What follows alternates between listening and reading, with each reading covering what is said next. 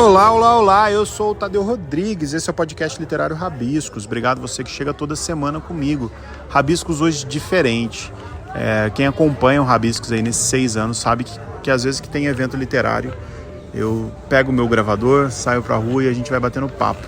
E tá acontecendo agora a Flipostos, que acontece essa semana, começou ontem, dia 27 de abril, ontem do dia que eu tô gravando, dia 28, né? E vai até o dia 3 de maio. 3 de maio ou 5 de maio? 5 de maio, com uma programação bem extensa. Então provavelmente vocês vão ver aqui no episódio alguns papos dessa forma. Vocês vão ver um barulhinho de fundo, tem pessoas perto, tem crianças correndo, mas é do mesmo esquema que eu faço na Flip também, em Paraty. Então vocês que já são de casa sabem como é que é o nosso papo. Vou pedir para você, se está ouvindo a gente pelo Spotify, para dar 5 estrelinhas, ajuda a gente a chegar mais longe, a correr aí com o podcast. E se você está ouvindo a gente pelo Amazon Podcast, pelo iOS também, curta a gente, favorita a gente. Ontem eu bati um papo com o nosso convidado de hoje. A gente teve aqui numa das mesas da Flipostos, falando sobre literatura, história e realismo. Porque ele é realismo fantástico na era das fake news. E ele é Alexandre Gossen. Eu estava falando o nome dele errado, inclusive.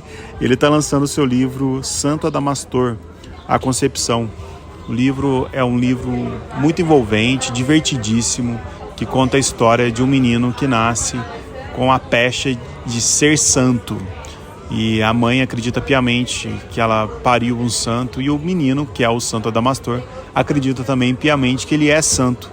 E a partir dessa premissa, a história se desenvolve, se passa numa cidadezinha, onde as pessoas começam a procurar pelo Santo Adamastor. E aí tem os oportunistas, enfim, tem tudo que acontece dentro de uma estrutura religiosa com uma pitada crítica. Alexandre, seja muito bem-vindo ao Rabiscos. Oi, Tadeu, muito obrigado. Estou muito contente com a oportunidade de estar no podcast, até porque, antes de ser convidado, eu sou ouvinte do podcast Rabiscos. Isso é muito legal, e a gente está aqui meio improvisado, conseguimos uma mesinha na gravação aqui e a gente está falando no meio do povo. Isso é bom, né? Muito legal, dá para dizer que esse episódio é um episódio meio no ritmo do jazz, hein? Muito improviso, muito calor humano, e estou muito, muito feliz mesmo de... Eu imaginava que um dia talvez a gente gravasse remotamente, assim está bem mais legal. Eu também acho que pessoalmente só faltou o chopinho aqui, né, pra completar. Com certeza. Cara, eu queria falar um pouco, a gente conversou ontem sobre o seu livro, sobre o Rabiscos, não, sobre o seu livro, e eu queria falar um pouco dele, assim, né, que você faz uma abordagem muito curiosa sobre o mito religioso, vamos dizer assim. Queria que você falasse um pouco da ideia desse livro. Eu sei que foi um livro concebido há muitos anos. Como é que foi ele aí na sua vida? Bem, Tadeu, de fato o Adamastor ele foi gestado, né, em torno de 25 anos atrás. Surge ali de um rampante de um adolescente ou um jovem adulto que havia acabado de fazer um curso de roteiro, já escrevia poesia e pequenos contos há muitos anos, e que estava muito vidrado na ideia de escrever um livro que fosse um roteiro clássico, né, de início, meio e fim, ao mesmo tempo fosse um pouco inspirado naqueles road movies, né, aqueles livros que são jornadas aí pela estrada, e isso tudo imbricado, entrelaçado com algo que estava acontecendo no país que espantava bastante este jovem autor que sou eu. Que foi realmente essa mudança que nós tivemos nos anos 90, a ascensão das igrejas neopentecostais. Isso e gerou, inclusive, na minha própria família, amigos, vários desses se converteram, né, a essas seitas aí religiosas e entregaram patrimônio para essas pessoas. E eu entendi que seria interessante escrever sobre isso, absolutamente motivado também pela minha avó, que era professora de língua portuguesa e sempre me induziu a ler e a escrever. Então o Santo Adamastor ele trabalha mesmo com essa ideia da fé como artigo comercial e não como artigo místico, do embuste, dos enganadores, dos aproveitadores que usam a fé de pessoas inocentes, necessitadas, para na verdade realizar objetivos bem concretos, bem materiais. Você falou da sua avó, né? E em off aqui, você falou que a sua avó foi sua primeira leitora e que você escreveu o seu livro, correu para fazer os outros 2 volumes, porque é uma trilogia, né? Queria que você contasse um pouco a relação com a sua avó, ela como primeira leitora, e ela teve também um fim de vida trágico. Eu queria que, se não for problema para você, falar sobre isso. Tudo bem. Bem, eu não esperava essa pergunta pessoal, mas vamos lá, acho que o podcast também é para isso, né? Um momento terapia aqui do podcast. A minha avó, ela foi essa minha indutora aí do mundo da leitura. Ela se suicidou, ela era uma pessoa com vários problemas em relação à depressão. Ela já havia, inclusive, tentado suicídio antes. O meu tio, meu pai, minha tia, que eram os filhos dela, sempre sofreram com essa situação dela. E, de fato, o suicídio dela foi bem trágico. Eu fui a pessoa que arrombou a porta e tentou socorrê-la, não, infelizmente, sem êxito. Isso me desmotivou durante um bom tempo. Eu aposentei mesmo o Adamastor, guardei o Adamastor numa gaveta e não mexi nisso. E precisei, na verdade, me curar, né, do suicídio. O suicídio, ele tem um ponto bem cruel, porque quem fica sofre com o luto da perda, como uma perda qualquer, de alguém que morreu que você ama, mas ao mesmo tempo você sente, como um tempero aí mórbido, você sente muita rejeição, porque você fala, bem, essa pessoa não quis ficar conosco. E a bem da verdade, a minha avó não foi a primeira, na verdade ela foi a segunda que fez isso na minha família. Caramba. O primeiro foi o meu tio. Dá pra dizer assim que os 2 artistas da família fizeram isso. O meu tio, ele pintava, ele era um cartunista também, amador. E a minha avó, ela também pintava e também escrevia, além de tocar. Então, assim, pra mim foi bem difícil lidar com isso. Filho e mãe fizeram a mesma coisa em um intervalo relativamente curto. E eu simplesmente enterrei o Adamastor, né? Isso muda de uma forma muito curiosa, assim, o Adamastor parece que ele lutou mesmo para vir à tona. Isso muda durante o meu mestrado, quando eu reencontrei uma amiga muito antiga e ela falou, olha, eu tenho uma coisa para te dar. Ela me entregou um envelope pardo, bem amassado, amarelado, sujo. Quando eu olhei, eram os manuscritos do Adamastor. Eu até fiquei meio perturbado, que é uma coisa que remontava na hora a minha avó, né? E aí eu levei para casa. A minha esposa pediu para olhar, falou, como que você nunca me mostrou isso? Ela leu e falou, você tem que publicar, né? Até este momento, Tadeu, eu não havia publicado nenhum livro ainda. E eu ainda não tinha coragem de mexer no Santo Adamastor. E tive que fazer aí bastante terapia, lidar com essa situação do suicídio. Dá para dizer que, nesse ponto, voltar para o Adamastor, relendo ele na casa onde eu escrevi, que hoje é uma casa que a gente mantém como casa de família, né? Foi um processo terapêutico, né? Em que eu consegui perdoar toda a raiva que eu sentia dela pelo que ela fez, né? E aí o Adamastor pode vir à tona. Nossa, é muito interessante ouvir essa sua história, apesar de triste, que eu sei que o suicídio em especial é uma morte que ela tem um reflexo muito grande, né? Eu sempre foi um tema que eu sempre fiquei curioso com ele. No Rabiscos a gente já fez 2 vezes um episódio só sobre suicídio, tanto nas temáticas da literatura quanto dos autores que se mataram também. Sim. Muitos, né? Eu tenho um romance que eu escrevi sobre suicídio que chama Entrelaçadas, que eu, de tão interessado que é com o tema, eu não tenho ele mais à venda, acho que só na internet acha ele. Ele saiu pela editora Penalux. Vou procurar. E é um livro que eu coloquei como pano de fundo, assim, porque ele reverbera muito, né? Eu acredito que tenha mexido com você também enquanto escritor, enquanto acadêmico que é, né? É curioso saber disso, saber essa história por trás também do Santo Adamastor. A gente comentava também em relação às figuras mitológicas. Eu gostei muito do que você falou na Flippost. Eu queria que a gente falasse aqui para o público do Rabiscos também, porque a gente tem hoje uma carência muito grande de pessoas que transformam seres humanos errantes em mitos, né? A gente tem um mito maior hoje, que é o Jair Bolsonaro, que inclusive ele é chamado de mito. Mas independente do Jair Bolsonaro em si, a religião como um todo, ela tende a transformar as pessoas em mitos, né? Eu citei até o exemplo do João de Deus, que é uma pessoa que foi endeusada por muitos, e quando eu estava lendo o Santo Adamastor me veio ele na cabeça algumas vezes, porque pessoas famosas chegavam até ele, divulgavam até ele, acreditavam ser curadas, e na verdade é uma grande bobeira, né? Porque essas pessoas passam a ter um domínio sobre elas, assim, né? Como que você vê isso e como que o Santo Adamastor é nessa empreitada literária? Sem dúvida. Eu acho muito interessante nós falarmos desse aspecto mitológico, porque a palavra mito ela está sendo totalmente corrompida. Se nós pensarmos em grandes estudiosos dos mitos, como o Joseph Campbell ou como o próprio Jung, né? Eles demonstram como, na verdade, as figuras míticas elas não são mentirosas. O mito tem uma grande verdade, né? Por uma verdade primitiva, primal, elementar por trás dele, totalmente diferente do caso do político que você citou, né?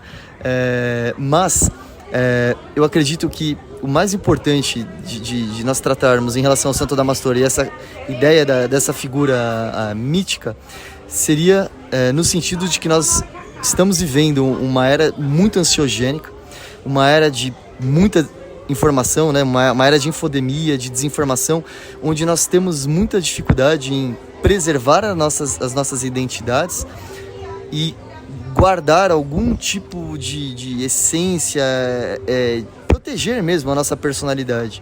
Isso faz com que a gente acabe buscando essas figuras que nós consideramos possivelmente infalíveis. E a infalibilidade, esse mito da infalibilidade, é a porta que leva ao João de Deus, etc. Você falou do João de Deus, eu comecei a me lembrar agora. Oprah Winfrey esteve aqui, né? Assim, algo assim insano você imaginar o poder que esse cara atingiu. Ele foi elogiado pelo Barack Obama, por muita gente. E quando você trata qualquer ser humano, qualquer indivíduo com algum grau de infalibilidade, você está renunciando à humanidade que esse ser humano tem, e ao mesmo tempo você está naturalmente se colocando numa escala de hierarquia inferior. E ao fazer isso, você está se desumanizando como fiel aí, por exemplo, a Damastoresco, e está desumanizando também aquele mito, porque ele passa a também não ter o direito de errar, né? Se cria essa persona híbrida aí entre meio Deus e meio mito e meio ideia abstrata, entidade. No caso do Adamastor, ele não deixa de ser uma figura arquétipica, né? Desses grandes líderes medievais, ao mesmo tempo desses líderes políticos autoritários que nós tivemos especialmente durante a era fascista, né? Durante o populismo, por exemplo, o populismo argentino. E agora, eu acho que o Adamastor, não, quando eu escrevi não, mas agora ele está muito relacionado aos coaches também, né? Nossa, demais. E você falando, eu fico vendo assim, como é fácil, como a gente tem uma população carente, né? As pessoas estão carentes de tudo. E se você fala de uma pegada religiosa, mais ainda, porque você atribui a Deus. Você falando dos coaches, muitos dos coaches, eles chegam através disso. Os coaches religiosos, eles falam assim, não sou eu que vou te responder. Quem vai responder para você é Deus. Eu vou ler na Bíblia aqui. O que a Bíblia está falando? Não sou eu que estou falando que é errado, sei lá, o casamento homoafetivo. Mas é a Bíblia, e começa a tirar uma responsabilidade de você, dele próprio, e colocar num ser que fica praticamente inatingível. Você não tem controle mais sobre isso, né? Por exemplo, hoje, vamos falar da política aqui, o Rabiscos a gente tem essa liberdade. Claro. Mas hoje você pega uma figura mitológica como o Bolsonaro, tido como mito, que eu acho que se ele matar uma pessoa, ele vai continuar tendo os mesmos seguidores e as mesmas pessoas que vão estar aplaudindo, independente do que ele faça. Você pega o Trump nos Estados Unidos também, eu acho que com a mesma pegada. Então eu acredito que a literatura sua, nesse viés crítico que você tem, que é um livro muito crítico, eu consigo sentir várias, né? Eu já sou um leitor crítico, eu consigo sentir vários momentos. É uma resposta para isso também, né? Você acha dessa carência popular, assim?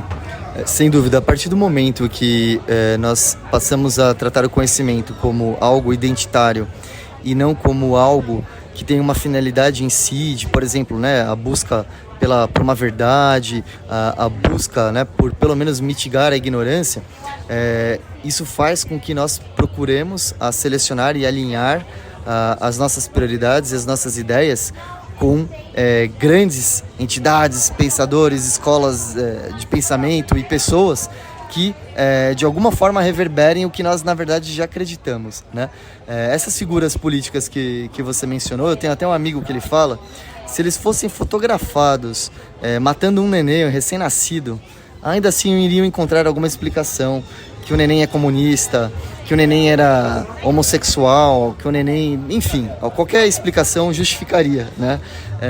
E de fato, o Adamastor, ele passa os 3 volumes destilando e desfilando hipocrisias da seita dele e da própria escola aí que se cria o Adamastorismo.